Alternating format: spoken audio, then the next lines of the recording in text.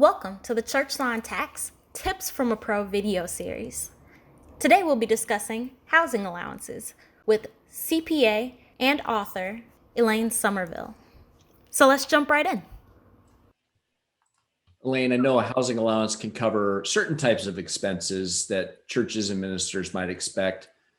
So a mortgage, a rent payment, insurance, property taxes, even utilities.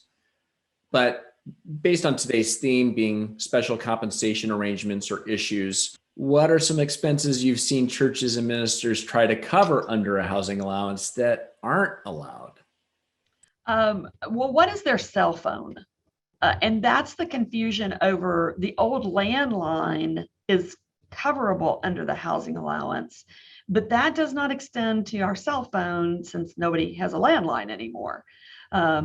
So that's probably the biggest question I get. Personal toiletry items are not covered. So one time I basically told a pastor that the toilet paper probably was not a housing allowance issue. Any type of personal services, laundry, if you've got someone doing that or helping out with those, taking care of the kids, not a housing expense. And other things may go to people who have larger plots of property. So you can have a property that's too big to be considered your house, so to speak. So you've got farm adjacent to it or a barn adjacent to it. And you've got acreage.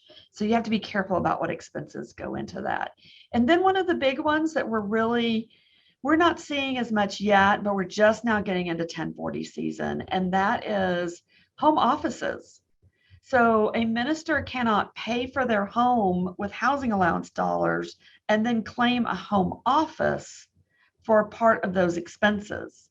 That would not be acceptable. So if you're going to claim a home office because you've been at home for the pandemic, your church has not reopened and they've said you have to work at home. Number one, that would be an employee business expense. And so under current law, it would not be deductible. But if it were deductible, because we still get those questions, you could not double dip that between housing and a deductible home office. And some people have Schedule C businesses on the side too, and that issue comes up. Thanks for watching. Be sure to visit our website every week or subscribe to our YouTube channel to access every tip in this series. We also invite you to explore Elaine's latest edition of Church Compensation for even more tips just like this.